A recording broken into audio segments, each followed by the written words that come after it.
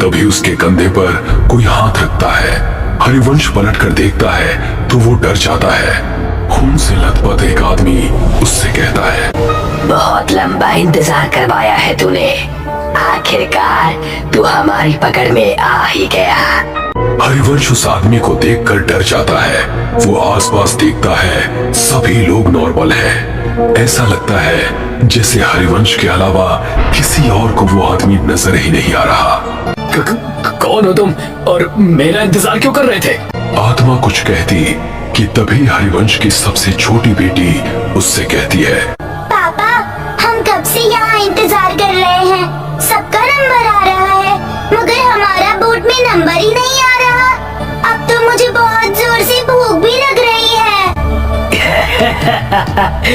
क्या दिन देखने पड़ रहे हैं ना इंजीनियर। जब अपनों के साथ कुछ बुरा होता है ना तो हमें कहीं चैन नहीं मिलता। सही कहा ना मैंने? मगर तुम हो कौन और मुझसे क्या चाहते हो? तभी हरिवंश की नजर नदी के बीचों बीच चल रही नाव पर पड़ती है, जहाँ से बहुत चीखों की आवाजें आ रही हैं। नाव नदी के बीच हिचकोले खाने लगती है। तभी हरिवंश की नजर नदी में कुछ आत्माओं पर पड़ती है, जो जेट्टी से कुछ लोगों को पानी में गिराने की कोशिश कर रहे हैं।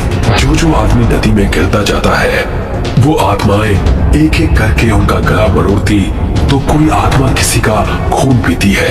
इतना भयानक मंजर देखकर हरिवंश मन में सोचता है, शायद इन आत्माओं को आदमियों से प्रॉब्लम है, इसीलिए ये सिर्फ आदमियों को मार रही है। अगर मैं मेरे परिवार के साथ गया तो ये मेरे साथ साथ उन्हें भी नुकसान पहुंचा सकती हैं, जो मैं बर्दाश्त नहीं कर सकता। इतना सोचते हुए हरिवंश वहाँ से उल्टा गांव की तरफ भागना शुरू करता है और उसके परिवार वाले उसे वापस आने को कहते हैं। अरे वहाँ कहाँ जा रहे हैं आप? गांव में खतरा है, लौट आइए। हाँ पापा, वापस आ जाइए ना प्लीज। वहाँ मत जाइए ना पापा, वापस आ जाइए ना। मगर हरिवंश किसी की नहीं सुनता और गांव के अंदर भाग जाता है। वो जैसे ही गांव में जाता है, वो देखता है वहाँ कोई नहीं है। एकदम सन्नाटा छाया हुआ है। हरिवंश अपने उजड़े हुए गांव को चारों तरफ से देखता है। तभी उसे एक आत्मा उसकी ओर दौड़ती हुई नजर आती है। हरिवंश अपनी जान बचाकर वहां से भागता है। भागते भागते थक जाने के बाद हरिवंश एक सरकारी स्कूल की बिल्डिंग के बाहर बैठ जाता है। वहां भी उसे सब उजड़ा हुआ दिखता है। तभी दो छोटे बच्चों की आत्मा हरिवंश के पास आती है और उससे कहती है, अंकल, हम तो मासूम से बच्चे थे ना, आपने हमें क्यों मार दिया? अब आपका नंबर है।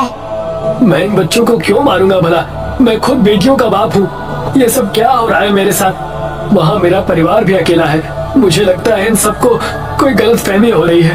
हरिवंश ऐसा मन में सोच रहा होता है कि तभी एक भयानक औरत की आत्मा वहां आ जाती है और हरिवंश से कहती है, जब अपने परिवार से इतना प्यार करते हो तो दूसरों के बारे में कभी क्यों नहीं सोचते? अब तुम मरोगे और बहुत बुरी मौत मरोगे। हरिवंश ये सब देखता है और फिर इधर उधर भागने लगता है। वो भागते भागते वापस नदी के किनारे आ जाता है, मगर इस बार वो देखता है कि वो जहाँ खड़ा है वहाँ कोई भी नहीं है। तभी वो देखता है एक और चिट्टी नदी के अंदर जा रही है, जिस पर कुछ आत्माएं हमला करती हैं। हरिवंश को ये पहले समझ में नहीं आता। तभी वो देखता है कि गांव की तरफ से दौड़ती हुई आत्माएं हरिवंश के पास आ रही हैं। अब मेरा बच पाना मुश्किल है भगवान, मेरे परिवार का ध्यान रखना। तभी सामने से आती हुई आत्माएं उस पर जैसे हमला करती हैं। हरिवंश का पांव टकराता है और वो गिरते गिरते बचता है। वो अपनी नजर घुमाता है तो वो देखता है कि नदी पर एक पुल बना हुआ है। ऐसा कैसे हो सकता है? अभी तो यहाँ कुछ भी नहीं था, ये पुल कहाँ से आ गया? हरिवंश को लगता है कि शायद इस मुश्किल घड़ी में उसे कुछ समझ में नहीं आ रहा है। ये पुल पहले से ही यहाँ होगा, मगर उसने नोटिस नहीं किया। हरिवंश बिना कुछ सोचे समझे उस पुल पर चढ़ जाता है और वहां से दूसरी तरफ भागना शुरू करता है। भागते भागते वो ब्रिज के सेंटर में आ जाता है और यहाँ पहुंचते ही उसकी नजर नदी की दूसरी तरफ पड़ती है। जहाँ उसका परिवार उसे बुला रहा है। हाँ सुधा, मैं आ रहा हूँ। हाँ बेटा, मैं बस अभी आया। हरिवंश जैसे ही कुछ कदम पुल की दूसरी तरफ दौड़ता है, उन दो बच्चों की आत्माएं उसके सामने आकर खड़ी हो जाती हैं। वो उन्हें देखकर डर जाता है और पलट कर देखता है। वो देखता है बहुत सारी डरावनी आत्माएं उसे घूर रही हैं। नहीं, अब मेरा बच पाना मुश्किल है। मुझे तो मेरा कसूर भी नहीं पता है। पता नहीं ये सब मेरे पीछे क्यों पड़ गए हैं। तभी उनमें से एक आदमी की आत्मा हरिवंश को कहती है, मैं इसे छोड़ूंगा नहीं। इसकी वजह से मुझसे मेरा परिवार छिन गया। इस आदमी का जिंदा रहना बहुत खतरनाक है। अगर आज हमने इसे छोड़ दिया तो ना जाने ये कितने और लोगों को मौत के घाट उतार देगा। मुझे छोड़ दो। आप सबको कोई गलतफहमी हुई है। मैंने किसी का कुछ नहीं बिगाड़ा। तभी एक दूसरी आत्मा हरिवंश के पास आती है और कहती है, हरिवंश, तुम्हें याद है जब सरकार की तरफ से तुम्हें सरकारी स्कूल बनाने का ठेका नहीं मिल रहा था तो तुमने पैसे देकर वो टेंडर अपने नाम पर ले लिया था। तुम वो 5 साल पुराने टेंडर की बात कर रहे हो?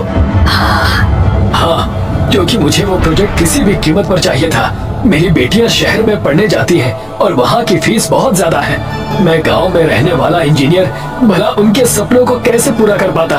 तो मैंने रिश्वत देकर वो टेंडर अपने नाम करवा लिया था। मगर किसी को इस बात से क्या प्रॉब्लम हो सकती है? हरिवंश के ऐसा कहते ही वो स्कूल के बच्चे उसके सामने आकर कहते हैं, अंकल, अगर आप वो टेंडर नहीं लेते तो आज हम जिंदा होते। इसका क्या मतलब है? इसका सिंपल सा मतलब है अंकल कि आपने बच्चों के भविष्य का ध्यान रखा, मगर गांव में रहने वाले गरीब परिवार के बच्चों का ध्यान नहीं रखा। तभी आपने टेंडर अपने नाम किया, मगर उसमें भी पैसा बचाने के चक्कर में आपने घटिया मटेरियल का यूज किया, जिसकी वजह से हमारा स्कूल बिना किसी वजह से ही टूट कर गिर गया और हम जैसे सैकड़ों बच्चों की जान चली गई। ये सुनकर हरिवंश का मुंह खुला का खुला रह जाता है। वो कुछ कहता कि तभी एक औरत हरिवंश के पास आती है और उससे कहती है, इंसान नहीं, राक्षस है तू। मेरे बच्चों और मेरे पति को खा गया। अब तू मरेगा। तेरे घर वाले तेरे मरने का तमाशा देखेंगे। उन आत्माओं की भीड़ में से 2 आदमियों की आत्माएं निकलती हैं और हरिवंश को हवा में उल्टा लटका देती है। उल्टा लटका हरिवंश उनसे कहता है, मेरी गलती माफी लायक तो नहीं है, मगर फिर भी मैं आप सबसे हाथ जोड़कर माफी मांगता हूँ कि मेरी भूल को माफ कर दो।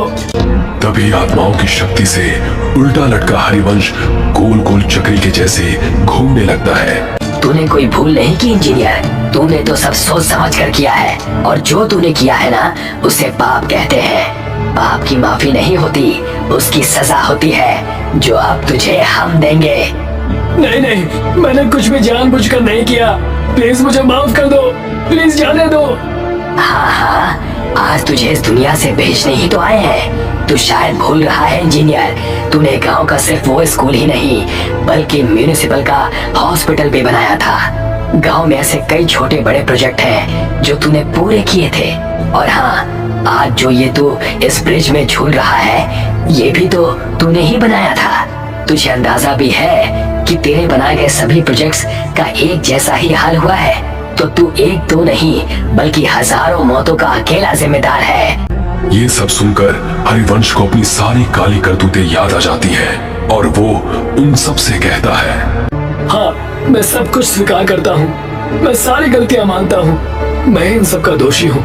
मगर हर माँ बाप अपने बच्चों की खुशी के लिए कुछ भी करता है, तो मैंने भी मेरे बच्चों के भविष्य के लिए ऐसा किया था।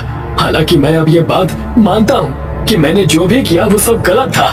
हरिवंश की माफी से किसी को कोई फर्क नहीं पड़ता और देखते ही देखते वो आत्माएं वहां से एक एक करके गायब होने लगती हैं। हरिवंश को समझ में नहीं आता कि ये सब क्या हुआ। वो हवा में उल्टा लटका हुआ है। उसे पुल पर कोई नहीं दिखता। सब गायब हो जाते हैं। वहां उसके परिवार को चिट्ठी मिल जाती है। वो दूर से ही अपने परिवार को नदी की दूसरी तरफ जाते हुए देखता है। जिस ब्रिज के ऊपर वो उल्टा लटका है वो ब्रिज भी धीरे धीरे गायब हो रहा है। हरिवंश जैसे ही खुद को खुले आसमान के नीचे नदी के बीचों बीच उल्टा लटका हुआ देखता है, वो देखता है कि उसके आसपास उसी की तरफ बाकी की आत्माएं भी उल्टी लटकी है।